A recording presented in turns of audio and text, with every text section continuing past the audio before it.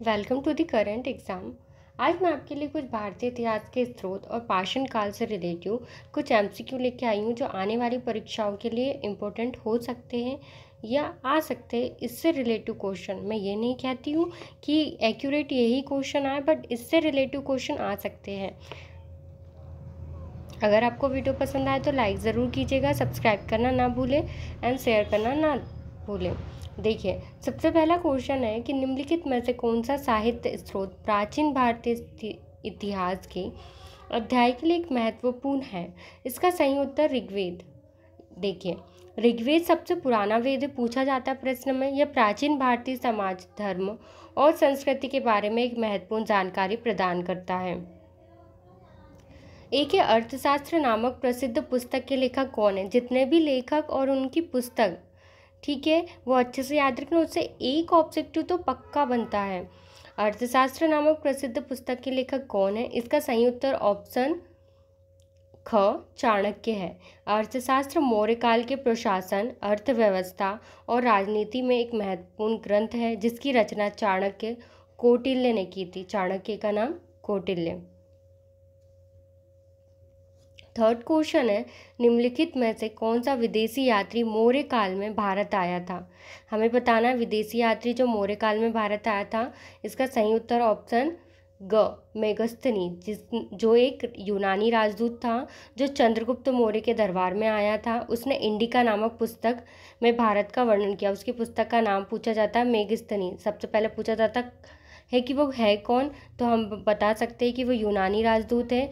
Second पूछा जाता है कि उनकी पुस्तक का नाम क्या है जिसमें मौर्य काल के भारत के बारे में बताया जाता है, तो उनकी पुस्तक का नाम है इंडिका।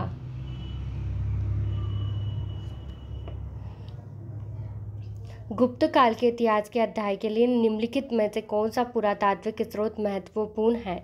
इसका सही उत्तर ऑप्शन ग इलाहाबाद स्तंभ शिलालेख। शिलालेख में से एक पत्थर होता है जिसमें कुछ चीज़ें लिखी हुई होती हैं।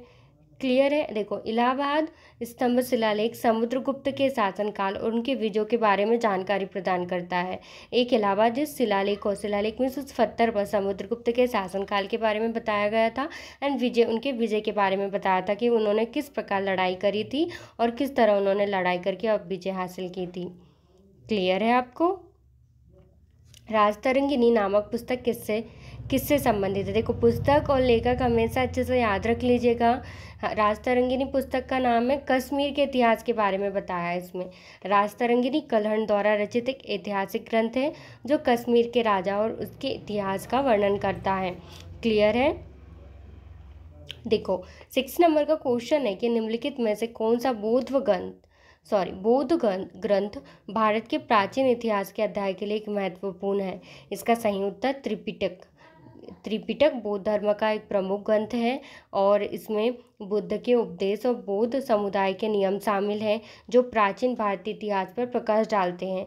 अच्छा, कमेंट्स में बताइएगा कि बुद्ध थे उनका जन्म बचपन का नाम क्या था। हड़प्पा सभ्यता के पुरातात्विक स्थलों में निम्नलिखित में से क्या महत्वपूर्ण खोज है। तो वो क्या था। हड़प्पा सभ्यता की पुरातात्विक स्थलों में सबसे महत्वपूर्ण खोज विशाल स्नानागार, जो कि मोहनजोदड़ो में पाया गया एक महत्वपूर्ण संरचना है जो हड़प्पा सभ्यता की उन्नत इंजीनियरिंग और सामाजिक जीवन को दर्शाता है। निम्नलिखित में से कौन सा जैन साहित्य प्राचीन भारतीय इतिहास के अध्याय के लिए एक महत्वपूर्ण है। इसका सही उत्तर आगम सूत्र जो कि जैन धर्म के सिद्धांत और नियमों का संग्रह है जो प्राचीन भारतीय धार्मिक और सामाजिक जीवन को समझाने में मदद करता है। संगम साहित्य किस क्षेत्र के प्राचीन इतिहास पर प्रकाश डालता है। तो संगम साहित्य दक्षिण भारत जो कि तमिल क्षेत्र के अंतर्गत आता है, साउथ इंडियन। संगम साहित्य प्राचीन तमिल कवियों द्वारा रचित एक साहित्य कृतियों का संग्रह है जो दक्षिण भारत के प्राचीन समाज, राजनीतिक और संस्कृति पर प्रकाश डालता है।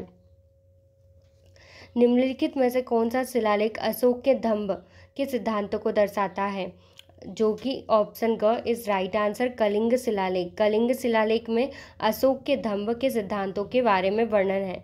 ठीक है, इसमें कलिंग शिलालेख अशोक के कलिंग युद्ध के पश्चाताप और दंभ के सिद्धांतों को दर्शाता है। इंडिका नामक पुस्तक में किस भारतीय शासक ने प्रशासन का वर्णन मिलता है? इसका सही उत्तर चंद्रगुप्त मौर्य के भारतीय शासक के प्रशासन के बारे में वर्णन मिलता है, जिसमें मेगस्तीन की इंडिका में चंद्रगुप्त मौर्य के प्रशासन, समाज और अर्थव्यवस्था का विस्तृत वर्णन मिलता है। निम्नलिखित में से कौन सा पुरातात्विक स्थल सिंधु घाटी सभ्यता से संबंधित नहीं है? इसका सही उत्तर पाटलिपुत्र। देखो, पाटलिपुत्र जो कि मौर्य साम्राज्य की राजधानी तो थी, जबकि हड़प्पा, मोहनजोदड़ो और लोथल जो कि सिंधु घाटी सभ्यता के प्रमुख स्थल माने जाते हैं। बुद्ध चरित्र के लेखक कौन है? इसका सही उत्तर ऑप्शन ए है अश्वघोष, जो कि रचित एक संस्कृत महाकाव्य है। पूछा जाता है कि बुद्ध चरित्र महाकाव्य खंड काव्य हिंदी में पूछा जाता है। बुद्ध के जीवन और शिक्षाओं का इसमें वर्णन मिलता है। निम्नलिखित में से कौन सा स्रोत हर्ष के शासनकाल के बारे में जानकारी प्रदान करता है? इसका सही उत्तर ऑप्शन ग हर्ष चरित्र, जो कि वानवर्ड द्वारा रचित एक जीवनी है, जो हर्षवर्धन के जीवन और उनके शासनकाल का एक विस्तृत वर्णन करती है। निम्नलिखित में से कौन सा मंदिर गुप्त काल की वास्तुकला का एक उत्कृष्ट उदाहरण है? इसका सही उत्तर ऑप्शन ग दशावतार मंदिर है, देवगढ़ का मंदिर, जो कि कहाँ है? अपनी उत्कृष्ट वास्तुकला और मूर्तिकला के लिए गुप्त काल का एक महत्वपूर्ण उदाहरण है। निम्नलिखित में से कौन सा शिलालेख चाणक्य वंश के पुलकेशिन द्वितीय से संबंधित है? इसका सही उत्तर ऑप्शन ग ऐहोल शिलालेख, जो कि पुलकेशिन द्वितीय और हर्षवर्धन के बीच के हुए युद्ध का वर्णन करता है। मिलिंद पनो नामक बौद्ध ग्रंथ में किनके बीच संवाद हुआ है? तो इसका सही उत्तर मेनांडर और नोंगसेन के बीच, जो कि एक बौद्ध ग्रंथ है, जिसमें इंडो ग्रीक राजा मेनांडर, मिलिंद और बौद्ध भिक्षु नागसेन के बीच बौद्ध धर्म के दर्शन पर प्रश्नोत्तरी हुई है। निम्नलिखित में से कौन सा पुरातात्विक स्थल नवपाषाण काल से संबंधित है? इसका सही उत्तर नवपाषाण काल स्थल से संबंधित है मेहरगढ़, जो कि पाकिस्तान में स्थित है। आज के समय पर एक महत्वपूर्ण नवपाषाण कालीन स्थल है, जहां कृषि और पशुपालन के शुरुआती परिणाम मिले हैं। पृथ्वीराज रासो के लेखक कौन है? इसका सही उत्तर ऑप्शन क चंद्रवरदाई, जो पृथ्वीराज रासो चंद्रवरदाई द्वारा रचित एक वीरगाथा काव्य है, जो पृथ्वीराज चौहान के जीवन और उनके वीरता का वर्णन करता है। निम्नलिखित में से कौन सा विदेशी यात्री मुगल काल में भारत आया था? प्रश्न पूछा जाता है कि मुगल काल में ऐसे कौन से विदेशी यात्री है जो कि भारत आया था। तो इसका सही उत्तर विलियम्स हॉकिंस, जो कि एक अंग्रेज दूत था और मुगल बादशाह जहांगीर के दरबार में आया था। निम्नलिखित में से कौन सा स्रोत दिल्ली सल्तनत के इतिहास के अध्याय के लिए एक महत्वपूर्ण है? इसका सही उत्तर ऑप्शन ग तारीख़ फिरोज शाही, जो कि जियाउद्दीन बर्नी द्वारा रचित एक ऐतिहासिक ग्रंथ है, जो दिल्ली सल्तनत के फिरोज शाह और तुगलक के शासनकाल का वर्णन करता है। विजयनगर साम्राज्य के इतिहास के अध्याय के लिए निम्नलिखित में से कौन सा विदेशी यात्री महत्वपूर्ण है? इसका सही उत्तर ऑप्शन ग निकोलो कोटी, जो कि एक इतालवी यात्री था, जिसने विजयनगर साम्राज्य की यात्रा की और उसके बारे में एक महत्वपूर्ण जानकारी दी। निम्नलिखित में से कौन सा पुरातात्विक स्थल मौर्य काल से संबंधित है? इसका सही उत्तर ऑप्शन ग सारनाथ, जो कि अशोक का सिंह स्तंभ था और अन्य मौर्यकालीन अवशेष यहाँ पर पाए जाते हैं।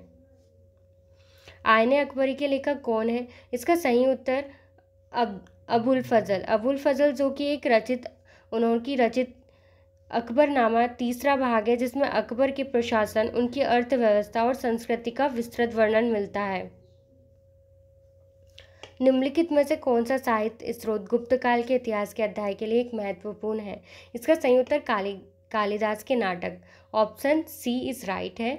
कालिदास के नाटक जैसे इन्होंने अभिज्ञान शकुंतलम और मालविकाग्निमित्रम गुप्तकालीन समाज और संस्कृति पर उन्होंने प्रकाश डाले हैं। निम्नलिखित में से कौन सा पुरातात्विक स्थल जो कि चाणक्य से संबंधित है? इसका सही उत्तर ऑप्शन ग बादामी, जो कि चाणक्य वंश के प्रारंभिक राजधानी थी और यहाँ कई महत्वपूर्ण मंदिर और शिलालेख भी पाए गए हैं। तहकीक ए हिंद नामक पुस्तक के लेखक कौन है? इसका सही उत्तर ऑप्शन क अल बरूनी जो कि तहकीक ए हिंद अल बरूनी द्वारा रचित एक महत्वपूर्ण ग्रंथ है जिसमें 11वीं शताब्दी के भारत का विस्तृत वर्णन मिलता है। निम्नलिखित में से कौन सा शिलालेख समुद्रगुप्त के विजयों का वर्णन करता है? इसका सही उत्तर ऑप्शन ग इलाहाबाद स्तंभ शिलालेख, जो कि समुद्रगुप्त के दरबारी कवि हरिसेन द्वारा रचित एक ग्रंथ है जिसके सैन्य विजयों का वर्णन मिलता है। देखो, इसमें क्वेश्चन है कि निम्नलिखित में से कौन सा पुरातात्विक स्थल, पुरातात्विक मीन्स पुराना, जो पल्लव वंश से संबंधित है? महाबलीपुरम, ठीक है, जो पल्लव राजाओं द्वारा स्थापित एक महत्वपूर्ण बंदरगाह शहर था और यहाँ कई रथ मंदिर और पत्थर की नक्काशी भी पाई जाती है। फुतुह उस सलातीन के लेखक कौन है? इसका सही उत्तर ऑप्शन ग इसामी, जो फुतुह उस सलातीन इसामी द्वारा रचित एक ऐतिहासिक काव्य है। काव्य मीन्स कविता होता है, जो भारत में मुस्लिम शासन के शुरुआती इतिहास का वर्णन करता है। निम्नलिखित में से कौन सा बौद्ध ग्रंथ है जो मौर्य काल के इतिहास पर प्रकाश डालता है? तो इसका सही उत्तर ऑप्शन घ दिव्यावदान, जो कि बौद्ध साहित्य का एक संग्रह है जिसमें मौर्य राजवंश और अशोक के बारे में कई कहानियां और जानकारी मिलती है। निम्नलिखित में से कौन सा पुरातात्विक स्थल चोल वंश से संबंधित है? इसका सही उत्तर ऑप्शन ग तंजावुर, जो कि चोल साम्राज्य की राजधानी थी। पूछा जाता है कि चोल साम्राज्य की राजधानी क्या है, ऑप्शंस दिए जाते हैं, तो इसका राइट आंसर तंजावुर है और यहाँ प्रसिद्ध बृहदेश्वर मंदिर भी स्थित है। तारीख ए फिरोजशाही के लेखक जियाउद्दीन बर्नी किस सुल्तान के दरबार से जुड़े थे? तो इसका सही उत्तर ऑप्शन ग फिरोज शाह तुगलक के, जो कि जियाउद्दीन बर्नी फिरोज शाह तुगलक के शासनकाल के दौरान एक महत्वपूर्ण इतिहासकार थे। निम्नलिखित में से कौन सा विदेशी यात्री हर्षवर्धन के शासनकाल में भारत आया था? इसका सही उत्तर ऑप्शन ग हैंसोंग, जो कि एक चीनी बौद्ध भिक्षु था जिसने हर्षवर्धन के शासनकाल में भारत की यात्रा की और अपने यात्रा वृत्तांत में भारत का विस्तृत वर्णन किया। निम्नलिखित में से कौन सा पुरातात्विक स्थल सिंधु घाटी सभ्यता का एक बंदरगाह शहर था? इसका सही उत्तर ऑप्शन ग लोथड़, जो कि गुजरात में स्थित एक महत्वपूर्ण सिंधु घाटी सभ्यता का स्थल है और एक प्रमुख बंदरगाह शहर था। बुतखंब उत तवारिक के लेखक कौन है? इसका सही उत्तर ऑप्शन ग बदायूनी, जो कि एक द्वारा रचित एक ऐतिहासिक ग्रंथ है जो मुगल बादशाह अकबर के शासनकाल की आलोचनात्मक विवरण प्रस्तुत करता है। निम्नलिखित में से कौन सा शिलालेख अशोक की प्रशासनिक नीतियों पर प्रकाश डालता है? इसका सही उत्तर ऑप्शन ग दिल्ली टोपरा स्तंभ शिलालेख, जो कि अशोक के प्रशासनिक आदेशों और उनकी नीतियों को दर्शाता है।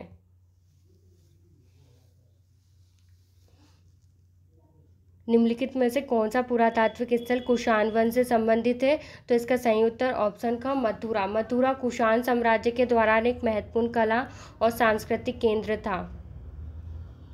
हुमायूंनामा की लेखिका कौन है? इसका सही उत्तर ऑप्शन ग गुलबदन बेगम, जो कि हुमायूंनामा मुगल बादशाह हुमायूं की सौतेली बहन गुलबदन बेगम द्वारा रचित है और इसमें हुमायूं के जीवन और शासनकाल का वर्णन मिलता है। निम्नलिखित में से कौन सा साहित्य स्रोत वैदिक काल के इतिहास के अध्याय के लिए महत्वपूर्ण है? इसका सही उत्तर ऑप्शन ग उपनिषद वैदिक साहित्य का एक हिस्सा है और ये प्राचीन भारतीय दर्शन और आध्यात्मिक विचारों पर प्रकाश डालते हैं। निम्नलिखित में से कौन सा पुरातात्विक स्थल ताम्रपाषाण काल से संबंधित है? इसका सही उत्तर ऑप्शन ग चिरंद, जो कि बिहार पर स्थित एक महत्वपूर्ण ताम्रपाषाण स्थल है। यहाँ तांबे के उपकरण, पत्थर के औजार मिलते हैं। संगम साहित्य किस क्षेत्र के इतिहास की जानकारी देता है? इसका सही उत्तर ऑप्शन ग दक्षिण भारत, जो कि तमिल क्षेत्र के संगम साहित्य प्राचीन दक्षिण भारत विशेष रूप से तमिल क्षेत्र के सामाजिक, सांस्कृतिक, राजनीतिक और साहित्य इतिहास पर प्रकाश डालता है। पहली कुछ सदियों ईस्वी सन का महत्वपूर्ण स्रोत है। मुझे उम्मीद है कि ये एमसीक्यू आपको पसंद आए होंगे। कुछ ऑप्शंस दिए गए हैं। निम्नलिखित में से कौन सा स्रोत मौर्य साम्राज्य के बारे में विस्तृत जानकारी प्रदान करता है? इसका सही उत्तर ऑप्शन ग अर्थशास्त्र, जो कि कौटिल्य का अर्थशास्त्र मौर्य साम्राज्य की प्रशासनिक प्रणाली, अर्थव्यवस्था, समाज के बारे में विस्तृत जानकारी प्रदान करता है। जबकि ऋग्वेद प्रारंभिक कार्यों के बारे में, संगम साहित्य, दक्षिण भारतीय इतिहास के बारे में भी और जातक कथाएं बुद्ध के पूर्व जन्मों पर कहानियां बताते हैं।